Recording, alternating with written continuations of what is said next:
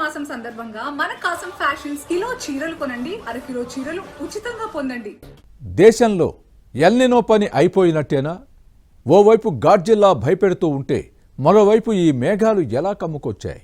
భారీ వరదలతో లోటు వర్షపాతానికి చెక్ పడ్డట్టేనా? ఇప్పుడు కురుస్తున్న వర్షాలకు కారణమేంటి? ఎల్నినో డేంజర్ బెల్స్తో గ్లోబల్ రైస్ మార్కెట్కు ఎలాంటి ప్రమాదం పొంచి ఉంది?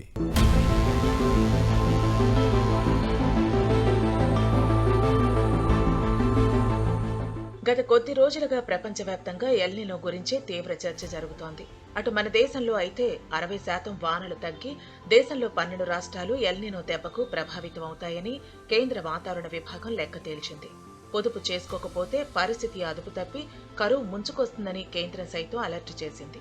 ఈ క్రమంలోనే ఈ ఏడాది ఎల్నినో ప్రభావం భారత రుతుపవనాలపై తీవ్రంగా ఉంటుందని వాతావరణ నిపుణులు అంచనా వేశారు. బలమైన ఎల్నినో కారణంగా భారత్లో వర్షాలు విపరీతంగా తగ్గిపోతాయన్న అంచనాలు వేశారు. అయితే లేటుగా అయినా లేటెస్ట్గా వచ్చిన వరుణుడు పలు ప్రాంతాల్లో తన ప్రతాపం చూపిస్తున్నాడు. ముఖ్యంగా ఉత్తరాది రాష్ట్రాల్లో వానలు దంచికొడుతున్నాయి, వరదలు పొంగి పొర్లుతున్నాయి. దేశంలోని దాదాపు 95% ప్రాంతం మేఘాలతో కప్పుకుపోయింది. దీంతో ఎల్నినో గురించి వేసిన అంచనాలకు మించిన భిన్నమైన పరిస్థితులు ప్రస్తుతం కనిపిస్తున్నాయి. పలు రాష్ట్రాల్లో భారీ వర్షాలు కురుస్తున్నాయి. ఈ పరిస్థితి ఇంకొన్నాళ్లు కొనసాగుతున్న నేపథ్యంలో ఎల్నినో ఉన్నా సరే దేశంలో ఈ మేఘాలు వర్షాలు ఏంటన్న చర్చ ఊపందుకుంది.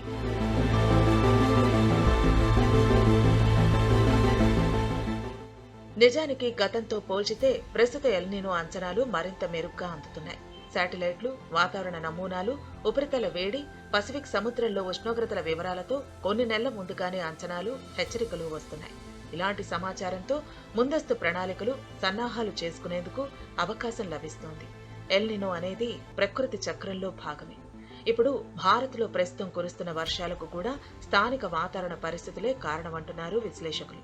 హర్యానా, ఈశాన్య మధ్యప్రదేశ్ ప్రాంతాల్లో ఉపరితల ఆవర్తనాలు ఏర్పడ్డాయి. బంగాళాఖాతం నుంచి అరేబియా సముద్రం వరకు తేమతో కూడిన ద్రోణి కొనసాగుతోంది. దీంతో 2 సముద్రాల నుంచి భారీగా తేమ దేశ భూభాగంలోకి చేరుతోంది. ఈ తేమ, గాలి కలయికతో మేఘాలు ఏర్పడి వర్షాలు కురుస్తున్నాయంటున్నారు నిపుణులు. వేల కిలోమీటర్ల దూరంలో ఉన్న ఎల్నినో ఈ స్థానిక పరిస్థితులను పూర్తిగా అడ్డుకోలేకపోతున్న కారణంగానే ఇటీవల కొంతకాలం ఉత్తర దిశగా వెళ్లిన రుతుపవన ద్రోణి తిరిగి సాధారణ స్థితికి చేరుకుంది. బంగాళాఖాతం నుంచి తేమ సరఫరా పెరగటంతో వర్షాలు మళ్లీ ఊపందుకున్నాయి. పశ్చిమ బెంగాల్, హిమాచల్ ప్రదేశ్, ఉత్తరాఖండ్, గుజరాత్ వంటి రాష్ట్రాల్లో భారీ నుంచి అతి భారీ వర్షాలు నమోదయ్యాయి. రానున్న రోజుల్లోనూ పలు ప్రాంతాల్లో వర్షాలు కొనసాగే అవకాశం ఉందని వాతావరణ శాఖ అంచనా వేస్తోంది.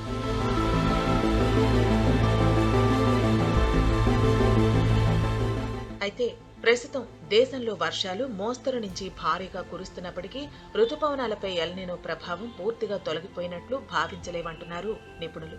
1-2 వారాల వర్షం మొత్తం సీజన్ పరిస్థితిని నిర్ణయించలేమంటున్నారు. రుతుపవనాల మొత్తం గమనాన్ని తెలుసుకోవాలంటే రాబోయే నెలల్లో వర్షపాతం ఎలా ఉంటుందన్నదే కీలకమని తేల్చి చెబుతున్నారు.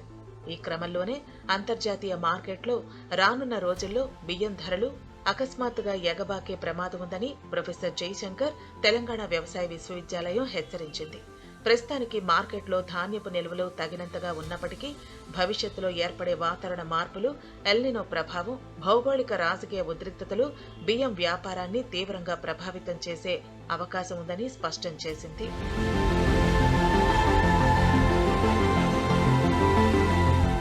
ప్రపంచ బియ్యం మార్కెట్ను స్థిరీకరించడంలో భారత్ది అత్యంత కీలక పాత్ర. ఉత్పత్తి, ఎగుమతులు, ప్రభుత్వ, ఆహార ధాన్యాల నిల్వలో భారత్ అగ్రగామిగా ఉండటమే ఇందుకు ప్రధాన కారణం. అయితే దేశీయ అవసరాల రీత్యా భారత్ మళ్లీ ఎగుమతులపై ఆంక్షలు విధిస్తే అది అంతర్జాతీయ మార్కెట్లో ధరల పెరుగుదలను మరింత వేగవంతం చేస్తుందని అధ్యయనకారులు హెచ్చరిస్తున్నారు.